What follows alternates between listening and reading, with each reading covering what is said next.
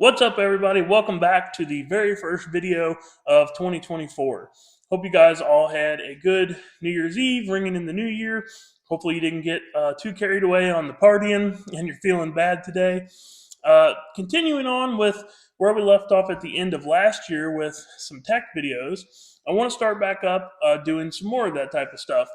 And one of the best performing videos that I ever made was a video about running nitrous on a diesel. If you guys are interested in that video, it's called Nitrous on a Diesel 101. I will include a link to it in the description of this video. And it's a good start to finish 25-minute video talking about everything you really need to know if you're new to nitrous. And even if you've been running nitrous on a diesel for a while, I cover a lot of the really good points in it. And I would definitely recommend starting there. Today, I want to talk specifically about nitrous bottles. I want to kind of dissect this nitrous stuff and go through it kind of piece by piece. I did that video over 2 years ago, and like everything, in 2 years' time, you gain more experience, you learn more things, and so there's more updated information that I would like to talk about.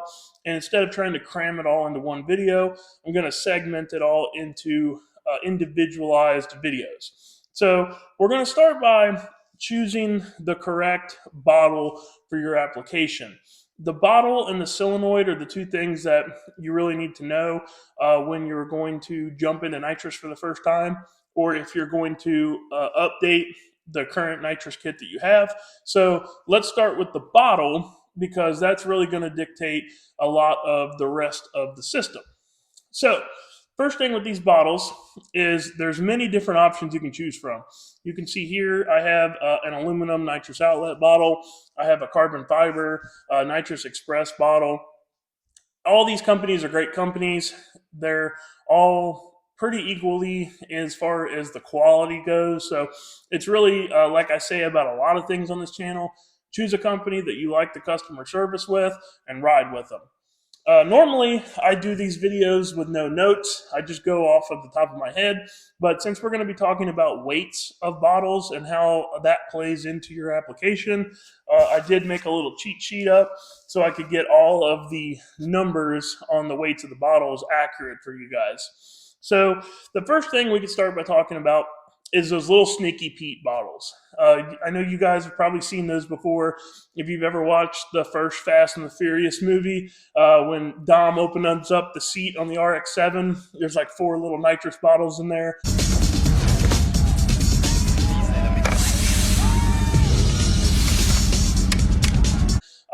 Those are what they call a Sneaky Pete bottle.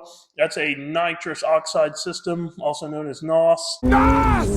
That's kind of their like little signature thing. And in my opinion, those things have no reason to be on anything, much less a diesel truck, unless you are a cheater. If you're trying to sneak nitrous into your pulling class, if you're trying to sneak nitrous into like one of those single elite style classes, if you are interested in cheating, that would be the only reason that you would pick one of those Sneaky Pete bottles. The reason for that is they're very tiny. When a bottle is that small, it's not going to hold much nitrous in it. And we're going to get into talking about how much nitrous each one of these bottles holds. And then you're going to kind of realize that that Sneaky Pete is just for a little shot spray. If you're running around with a truck that you're trying to convince your buddies that you don't have any nitrous on, if you're trying to hide it in there and you just want to spray a little 30 jet for 1 or 2 seconds while you're making a highway pull, fine, you could do something like that. But other than being a cheater, they don't have any business being on your truck. So the next step up from that is going to be a 5-pound nitrous bottle. And the 5-pound bottles, in my opinion, are pretty useless as well. So when you hear the words 5-pound, 10-pound, 15-pound, 12-pound, 20-pound bottles, that is referring to how much nitrous is in the bottle. So a 15-pound bottle like this one here is going to have 15 pounds worth of nitrous in it. But keep in mind that you don't actually have 15 pounds of usable nitrous in here. At best, you can get about 60% of the nitrous out of this. That's going to be good, usable nitrous liquid that is actually going to increase performance. So on your 15-pound bottle here, you have, best case scenario, 8 pounds of usable nitrous in it. I usually just tell people, rule of thumb, 50%. If it's a 15-pound bottle, 7.5 pounds of nitrous, that thing's done. You need to change it out. So on a 5-pound bottle, you only have 2.5 pounds of good usable nitrous. So if you are just using nitrous for, if say you're running around with your buddies and you're going to just hit the button a couple times throughout the night, using it on the street, you're not really using it to spool up, you don't really have any plans of actually going to the racetrack and using it, it's more just for fun, and you're trying to get into the cheapest nitrous kit that you can, then that's where the 5-pound bottle would make sense for you, because you're not using that much nitrous, you're just kind of playing around. As you start to get more familiar with nitrous, it's like a drug, it'll hook you, you'll want to use more of it, and once you get to where you're using more than 30, 40, 50 jets on a couple little highway pools here and there, you're going to realize how fast you go through 2.5 pounds of nitrous. So that's really where it's time to step up to at least that next bottle size, which is a 10-pound bottle. So a 10-pound bottle is going to give us 5 pounds of usable nitrous, maybe 6 if you're lucky, but let's stick with that 50% to be on the safe side. So 5 pounds of nitrous is going to be a pretty good amount of nitrous. You're going to be able to, say if you're going out and racing your buddies all night long, you're going to be able to make 6 or 7 rips with that thing, with a little 50-60 jet before you run it out. It's going to give you a lot more service life than the 5-pound bottle will before you need to go and have it refilled again. This is also where, if you're getting into racing more seriously and you're just using it as a spool jet only, you're not controlling any functions like the shifter or parachutes or any sort of wastegate functions with it. 10-pound bottle's okay there because, you're not going to be using a ton of nitrous when you're spooling up, depending on if you're 12 valve or common rail, how good your tuning is, how much nitrous you'll need to use, how good your converter spec for your combo.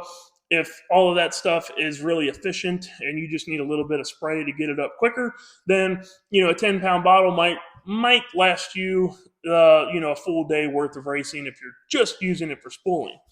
When you get above using the bottle just for spooling, if you have a lazy 12 valve like I do, where it needs a lot of motivation to get going, if you're using nitrous for down track at all, even if it's one small jet, that's when it's time to step up to the 15-pound bottle.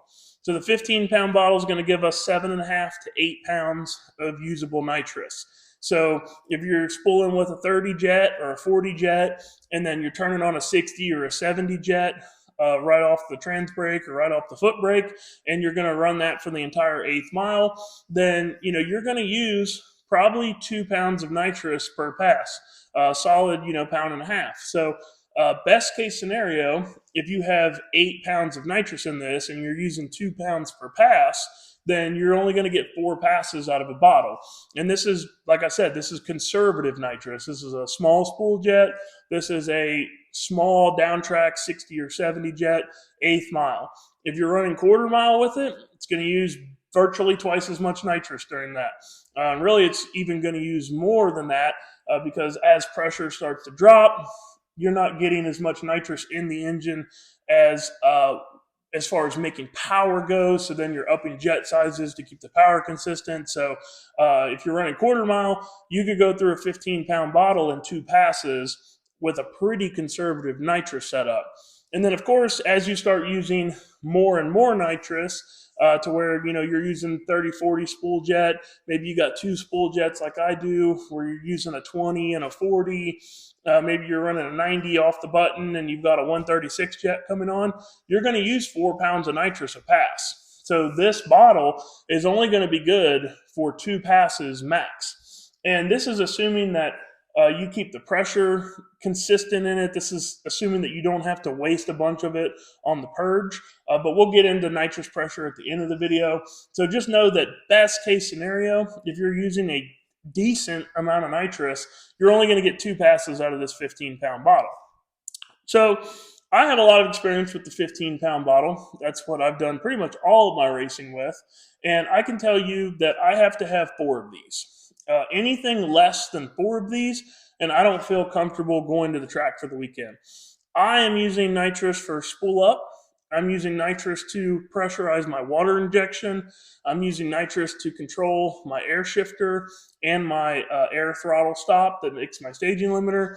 And then I'm using one small down track kit. So I'm also doing a burnout. So that means I'm basically spooling the truck up twice. So I'm using the nitrous 2 different times. And with my setup, I'm using about 2.5 to 3 pounds of nitrous per pass. So this bottle is only going to get me 2 passes. So if I'm going to go to the track and try to make 5 runs, then I know that I'm going to use one bottle every 2 passes. So I need a minimum of 3 bottles, perfect best case scenario, to be able to make 5 runs. So I like to keep 4 on hand with me just to make sure if it's really hot that day, bottle pressure got away from us, I had to purge a bunch out. That's more waste of nitrous. I might have to change it quicker. If I'm actually racing in competition and I'm worried about getting down to the halfway point during the run, I might go ahead and change the bottle anyways, even when there's more in it. So in my opinion, if you are racing with nitrous, with doing anything more than just a spool jet, it's really time to not only step into a 15-pound bottle, but to get multiples of them. And my recommendation would be to get 4 of those bottles. And so now that brings us into the 20-pound bottle territory. I will be completely honest, I didn't even know that a 20-pound bottle existed until basically at PRI this year when I had seen some. And I really like some stuff about the 20-pound bottles. Right off the rip, guaranteed 10 pounds worth of nitrous in that bottle per pass. So if you're using 3 pounds of nitrous per pass, now you can go 3 runs on one nitrous bottle without changing it out. So instead of me having to have 4 15-pound bottles to comfortably go to the racetrack with, I can have 3 20-pound bottles. So my cost is actually going to be a little bit less. The cost of the 20-pound bottle is a little bit higher, but you're saving the cost of having to buy one entire bottle. So it's actually cheaper to have 3 20-pound bottles than it is to have 4 15. Now, the downside of that, of course, is that is going to be the heaviest bottle that you can buy. So, for example, that 20-pound aluminum bottle is 24.5 pounds empty.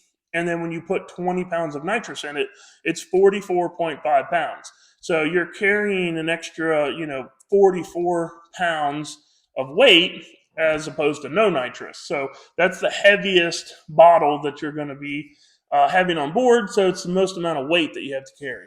Now, I'm going to be completely honest with you guys. I am very concerned about weight. Don't get me wrong. Weight is important. But when it comes to a high torque diesel, you're never going to notice 5 pounds sitting where this bottle was. You're not going to see it on a time slip. You're not going to see it in the way the chassis reacts, anything. So for a convenience factor, the 20-pound bottle is really enticing for me. And then the 15-pound bottle is 17.75 pounds empty, which would be 32.75 pounds full. So the 20-pound bottle ends up being about 8 pounds heavier than the 15. 8 pounds, in my opinion, not enough to worry about. If you're dealing with something ultra lightweight where you're extra concerned about weight, maybe you don't want to give up that 8 pounds. The 10-pound bottle is 23.9 pounds full, so quite a bit lighter, around 9 pounds lighter than the 15. But you're giving up having to, buy more of those bottles. If you have to have 4 15s, then you're probably going to need 6 10-pounds to do the same thing.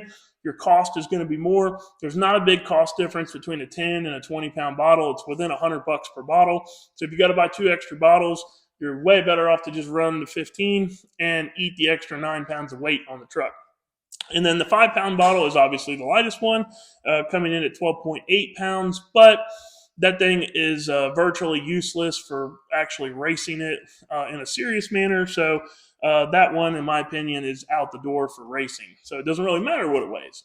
And then the last bottle we need to talk about is this really nice, really fancy carbon nitrous bottle. This bottle holds 12 pounds of nitrous. So you're going to have 6.5, maybe 7 if you're really pushing it, pounds of usable nitrous. So the cool thing about this bottle is there's not much less nitrous in here than this 15-pound bottle. It's, about a pound of nitrous less in this versus this one. But the weight savings is pretty good. This bottle completely full is under 20 pounds. It's 19.86 pounds. And then the 15-pound bottle is 32.75. So this is 13 pounds lighter than this, and you get to run almost the same amount of nitrous in it. So if you're working in an application like JP's truck here behind me, where it's the lightest 4x4 diesel ever built, and you're trying to keep it that way, and you're trying to keep it as light as possible, this is where spending the extra money on this bottle will actually come in really handy for you. This bottle is expensive. It is about triple the money of one of these aluminum bottles. You can get one of these aluminum bottles for around $300. This thing here is going to cost you about $800. So quite a bit of price difference there. So this is really for if you're serious, you have a very dedicated race truck where you're ultra concerned about being ultra light. This is the bottle for you. If you are pretty new into nitrous, the 10-pound bottle is okay. It's going to get you up and going. If you're starting to get more serious about using nitrous, the 15 is my go-to. I really like the 15. And if you know you're going to be at the track a lot and using a lot, and you're not really super concerned about the extra weight, the 20-pound bottle is actually the best bang for your buck. It's going to be the most convenient and the least amount of service. So when we're talking about these 15, 20, and 12-pound nitrous bottles, pretty much all these bottles, no matter the manufacturer, are going to come with a high flow valve. That's something that you don't really need to worry about. They're all going to have that. The lower end bottles, the 10 and 5 pounds, they might not have a high flow valve, but it doesn't really matter because you're not using them to their full capacity anyways. So you're pretty much good. You don't really have to worry too much about the valves as long as you're buying it from a reputable manufacturer. And honestly, every nitrous bottle that exists is from a reputable manufacturer. So let's talk about that pressure that I was referring to.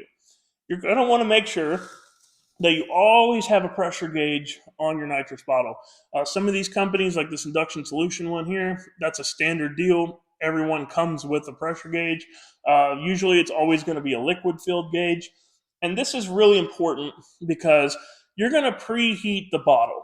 You're either going to preheat it up before you put it in your truck, or you're going to have a bottle heater that straps around this bottle that you either heat up with battery power or with 12-volt power from your generator. And when you're heating the nitrous bottle, that is raising the pressure. And we're always shooting for a certain pressure. If you're trying to be consistent with nitrous, especially if you're using it for spool up, that pressure has to be ultra consistent. If it's 100 psi difference one way or another, that is adding a tremendous amount of nitrous or taking away a tremendous amount of nitrous. So if you're running your spool jet on the edge to where at 850 psi, it spools perfect for you. At 900 psi, it's going to try to backfire. At 800 psi, it's going to be slow to spool. So you really want to have a liquid filled gauge on it so that way when you're preheating it, you can get it close. Now, once you've done this a bunch, you'll know pretty much where this needle needs to be on each individual bottle for you to be within 50 pounds of what you actually want the nitrous to run down track. The big thing that I see guys miss a lot with this is that if this bottle says 1100 psi up here on this gauge, and you actually have a nitrous pressure sensor in line, when you open this bottle up and pressurize your system, you'll typically see about a 200 psi difference from what the actual data logger will read of nitrous and what this gauge reads. So if it's 1100 psi here, it's actually going to be about 900 psi in your system. And you'll always want to go by the pressure sensor that's actually in your nitrous system.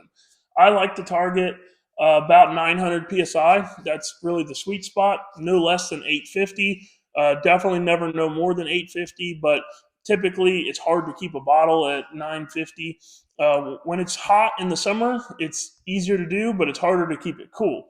If you have a bunch of nitrous pressure in this thing and you're targeting 900 psi, and you turn on the truck and you're seeing 1,000 psi on your actual logger, well, then you have to use your purge solenoid to waste some of this nitrous in order to get the pressure down. So you're basically just spraying nitrous into the atmosphere, completely wasting it just to get your pressure down.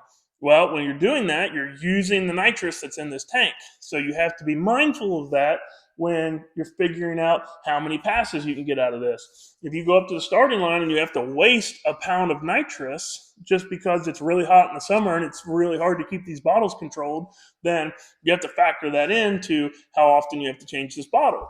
That's why that 20-pound is a lot better for a lot of guys, because if you have to waste a pound, it's not really that big of a deal. You've got the extra nitrous in there anyways. So basically, all you want to do is make sure that you always have a gauge on these. You can see that this bottle actually doesn't have a gauge on it. I bought these used from a Pro Nitrous car, and a lot of the Pro Nitrous guys will actually have their pressure transducers in every single bottle they have right here, to where they're reading the bottle pressure straight here at the bottle. In my opinion, it doesn't necessarily matter where you read the pressure from in your system, as long as it is after the bottle, of course. And then the last thing that I want to touch on is the blow-off valve stuff, because this is an NHRA rule, it's an ODSS rule, and it's a safety thing that you want to make sure that you're doing as well. Every one of these nitrous valves is going to have this little -8 AN blow-off valve on it. And this is basically just a safety precaution, to where if this bottle gets too hot and gets too much pressure in it, before the bottle explodes, and you, trust me, do not want that to happen. You can go on Google and type in nitrous bottle explosions, and actually I suggest you don't do it because it's terrifying. But this will basically, it's just a high pressure relief valve. Once the pressure gets too high, it blows off the valve. But when it blows the valve off, it's blowing nitrous wherever this is. And if you don't have this directed outside of the cab, you are filling the cab completely full of nitrous. And nitrous oxide, you cannot breathe it. It will take the oxygen out of your lungs, it feels like. I mean, it'll feel like a fire extinguisher going off in there. And it has a terrible sulfur taste to it. It is not like the nitrous oxide that is at the dentist. Trust me, you do not want this to go off in the cab with you. So that is why you need to take an AN line and A-8 AN fitting. You need to put it on the blow-off valve, and then you need to route this somewhere to where it actually blows down out of the cab. So in the event that you're sitting in the lanes and it gets away from you, it's a really hot day, you don't have a guy checking your nitrous bottle pressure for you, this thing gets up 1,500 psi, blows off. Yeah, it's going to waste all the nitrous in the bottle, but it's going to blow out under the cab, and you're not going to get hurt from it. So it's really important that you do that. Honestly, it's not a very heavily tech thing. I think it should be. And of course, if you have your nitrous bottles outside of the cab and you have them in, the bed of the truck or something, you don't have to have that. But I think it's always a good thing to do. When it comes to where to mount these nitrous bottles, that's a big deal as well. I personally do not like to have them exposed outside to the sun, because they get extremely hard to regulate at that point. Yes, it's very hot inside the cab in the summertime, but at least you do not have direct sunlight beaming down on it. When you have sun beaming down on this thing, it is going to be extremely hard to keep it within the pressure ranges that you want. So this thing is going to live on that 1,400 psi all the time. Not only are you going to have to waste a bunch of nitrous to purge that thing down when you get ready to take the tree, but you're also making it very hard on your solenoids. Your solenoids never want to see anything over 1,200 psi. Even 1,200 psi is really hard on a solenoid. So if you get this thing on the edge where it's 13, 14, 1,500 psi, when you crack this valve open, you're hitting your poor solenoid with all that pressure. It causes them to stick, causes problems. That could stick a nitrous solenoid wide open on you. That's not good on the engine, and it's going to cost you money to fix your nitrous solenoid. So It's always a good idea when you open the valve to open it slowly and then crank it all the way open, so that way you're not hitting your solenoid with a bunch of pressure. But if this thing is hotter than what it needs to be and the pressure's way up, make sure you take extra caution to really slowly crack that valve on and slowly bring the pressure to it, and then purge it off right away, so that way you don't hurt your solenoids. So I think that was a pretty good rundown of nitrous bottles, where you guys should be as far as what bottle to buy for your application, and for how serious you are about running this nitrous stuff. One last thing I'll say is nitrous isn't cheap. This isn't a power adder that you add just because you think it's cheaper than buying a better turbo or this and that. It's really expensive. Depending on where you get nitrous filled at, it's going to cost you around $10 to $15 a pound. If you're filling it yourself, you're going to have to spend $1,500 or $2,000 in an upfront investment to get a mother bottle, a scale, a pump, or a dry feed, so, gravity feed system. It's a big expense, and it is a pain. I'll be honest with you. If I could find a way to not have to run nitrous, I probably wouldn't run it. But it is pretty amazing what it can do. Just understand that if it's a street truck and you're trying to add 100 horsepower to your street truck all the time, nitrous is not the way to do it. It's more for racing, or more for just the short burst of having fun out there on the street, or if you take it to the track every now and then. So that's all I got for this one, guys. If you guys like this nitrous type of content and you want to see more on that, if you want to talk about solenoids, line sizing, jet sizing, all that stuff, drop a comment below. Let me know. Let me know specifically what you want me to talk about with it, and we'll keep the tech coming this new year. So thanks, guys. I appreciate you watching. If you're new here, click the like button, click the subscribe button, and like always, we'll see you on the next one.